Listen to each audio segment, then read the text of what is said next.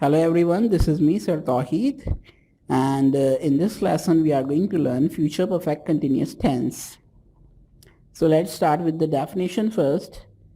This tense refers to the event or actions in a time between now and some future time and are unfinished.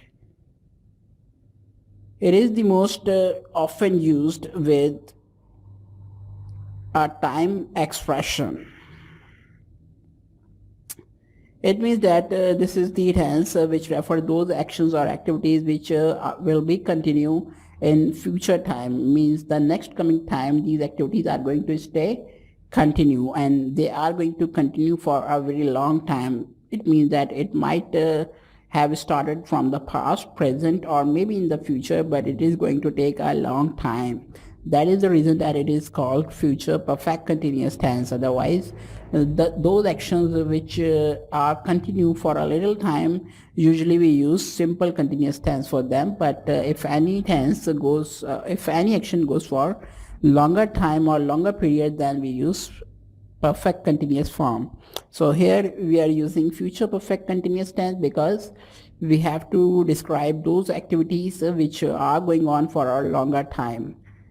So you can also see this thing with the help of the graph that here if we draw the timeline, the first time comes is past, then it is present, and then we have future time. So these are the activities which are going to start in future, and they are going to continue in future for a very long time.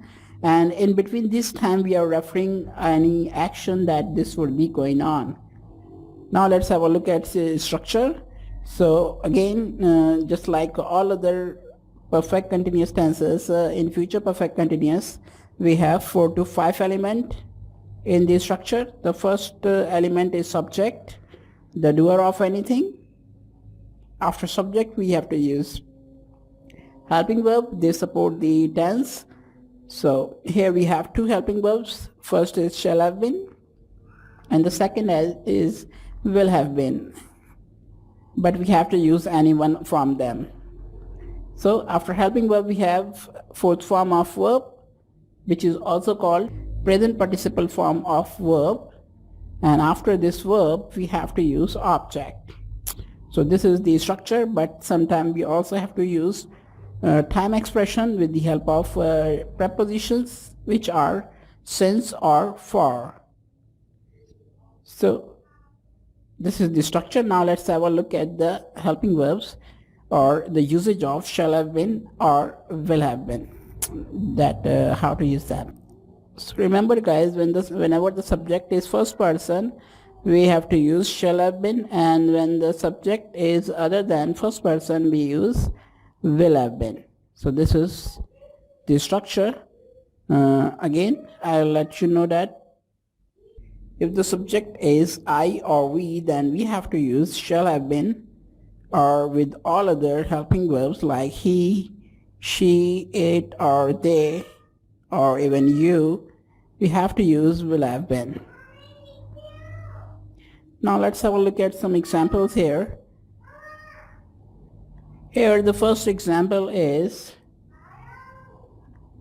you will have been waiting here for 3 hours.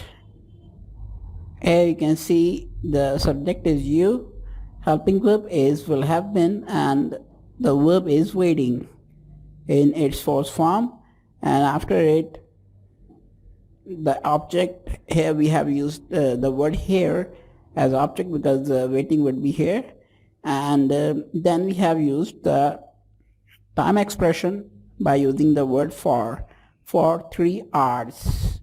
It means that you will be waiting here, you will be waiting for a very long time here, and the time will be around 3 hours.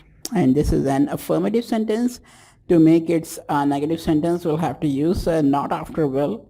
Then the sentence will become you will not have been waiting here for 3 hours. It means that you are not going to wait for 3 hours here in future. So this is a negative sentence. To make it an interrogative sentence we'll have to use we in the first place. So the sentence will become like this: Will you have been waiting here for 3 hours? Will you have been waiting here for 3 hours? And then don't forget to put question mark. And this is a standard interrogative sentence. Let's move on to the third example, which is by 2019, he will have been living here. By 2019, he will have been living in London for 16 years. It means that when 2019 will come, it would have been 16 years for him to be living in London. So this is going to be a long time in future, which is going to be continue. So that's the reason we have used future perfect continuous tense here. So if we analyze this sentence, the subject here is he, the doer of the thing, and then after it we have the helping verb will have been, and then the verb living, and then all the words like in London is completion or object here. Usually it is called completion because they are carrying helping preposition. After London, we have to use time expressions, which is for 16 years. It means, and this is an affirmative sentence. To make this sentence a negative one, we'll have to use not after will. So the sentence is going to become like this. By 2019, he will not have been living in London for 16 years. It means then when the 2019 year would come, it will not have been 16 years complete living there. If we want to make it an interrogative sentence, then we have to do one thing, that is we have to put will before the subject. So the sentence will become like this. By 2019, will he have been living in London for 16 years? And then question mark, and this is an interrogative sentence. It means that it is being asked that if it would have been 16 years living here in London in 2019. So now let's have a look at third example, which is I shall have been learning English for 20 years.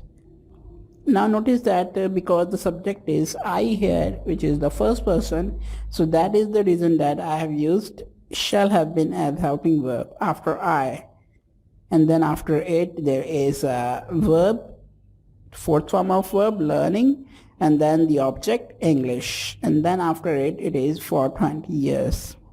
I shall have been learning English for 20 years, and this is an affirmative sentence. It means that it would have been 20 years learning English to me. If we want to make it a negative sentence, we'll have to do one thing only, that is we have to put not after shall. So the sentence would become I shall not have been learning English for 20 years. And this is negative sentence. After it, if we want to make it an interrogative sentence, then we'll have to use shall before the subject. So the sentence will become shall I have been learning English for 20 years? And then question mark, this is an interrogative sentence. It means that I have been asking that will it have been 20 years learning English to me. So guys, this is the end of this lesson, and this is also the end of all tenses now.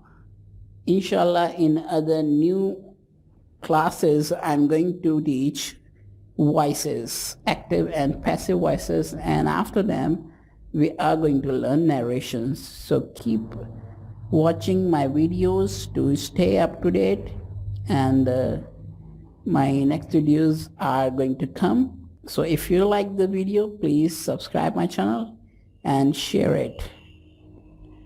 Thanks.